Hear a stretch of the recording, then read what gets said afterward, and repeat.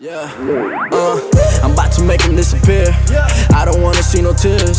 This is only the beginning. Losing is my only fear. Take some time away from my peers. Started working hard for my career. Now it's safe to say it loud and clear. Yeah, I'm the rookie of the year. I'm the rookie of the year. I'm the rookie of the year.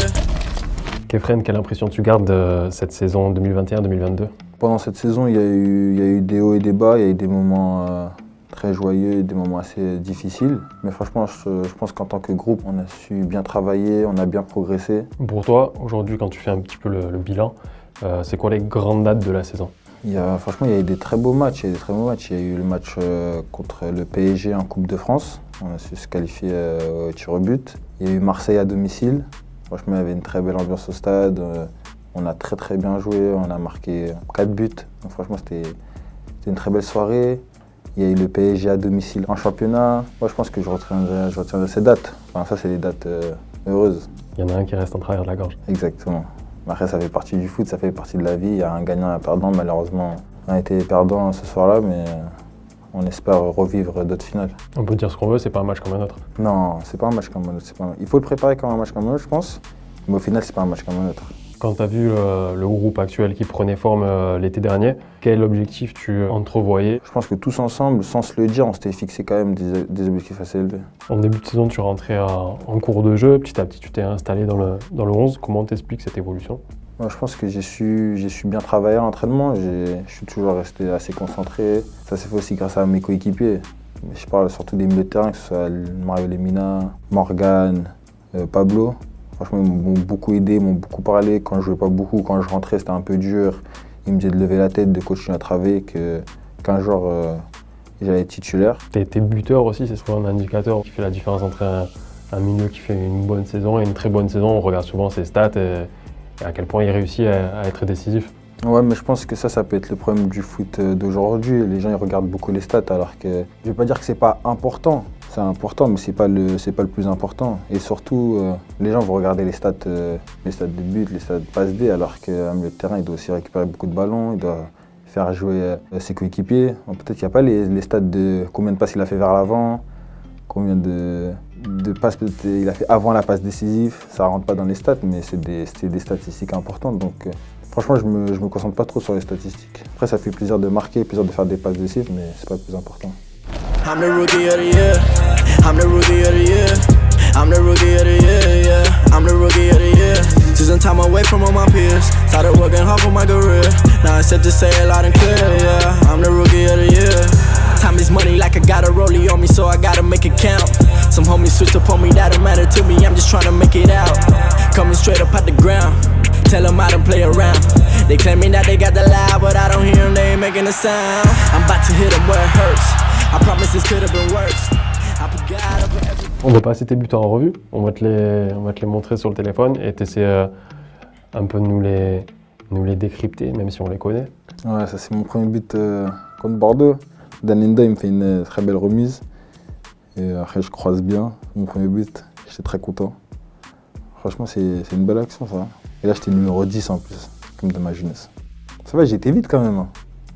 Je sais pas si vous vous rappelez, mais ça me fait penser à Marcus Thuram. J'écarte beaucoup les bras quand je crois que c'est parce que je regardais beaucoup Ibrahimovic quand j'étais petit. C'est-à-dire j'écarte comme lui. J'essaie d'être imposant. On n'a pas encore le même corps. Ça va venir. Ça va venir bientôt. Ah, ça c'est un des plus beaux buts de la saison, je pense. Contre Nantes. C'est quand je fais la percée.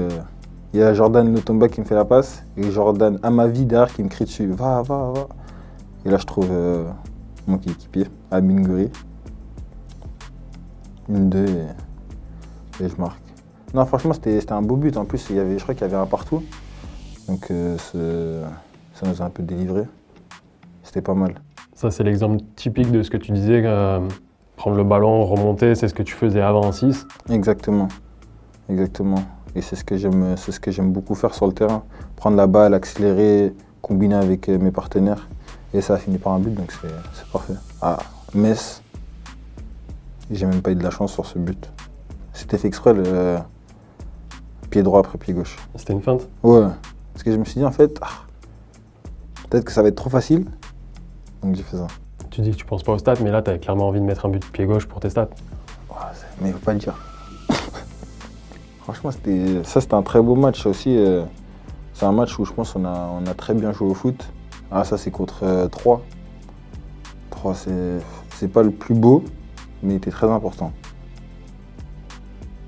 En plus, c'était en fin de match comme ça. Frappe. En fait, on pourrait dire que c'est grâce à Evan et moi, mais si Bilal n'avait pas vite joué la touche, Pablo il n'avait pas fait un bon centre, Justin il m'avait pas mis un peu trop en arrière, peut-être qu'il aurait pu le but. Vous avez préféré quelle célébration vous? Des danses ou courir partout comme un fou comme code 3? Moi, je suis friand des danses. Après, courir partout, c'était sympa par rapport au scénario.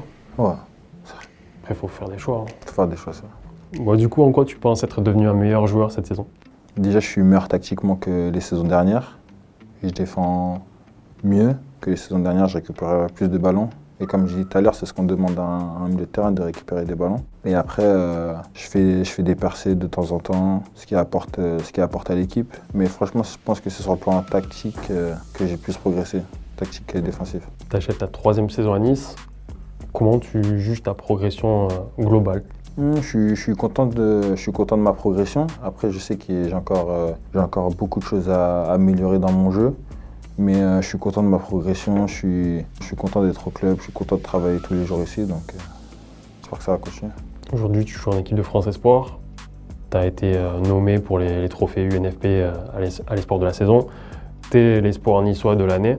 Qu'est-ce que ça représente, ces distinctions, ces marques de reconnaissance? Je suis très content parce que ça montre que je travaille bien et ça me donne envie d'aller chercher encore plus.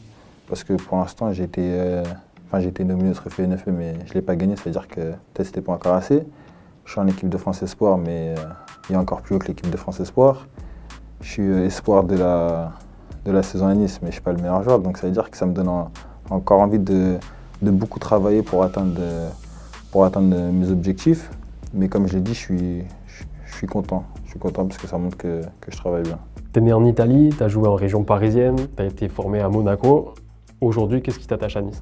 Ce qui m'attache à Nice, je pourrais dire que j'ai fait des belles rencontres, que ce soit mes coéquipiers ou des personnes qui travaillent au club. J'ai fait mes premiers pas en Ligue 1 ici. Donc ouais, il y a toutes ces petites choses qui m'attachent à Nice. J'ai des amis qui sont supporters de Nice. C'est une très belle ville, je m'y sens bien. Donc ouais, je pense que c'est ces petites choses qui me rattachent au club.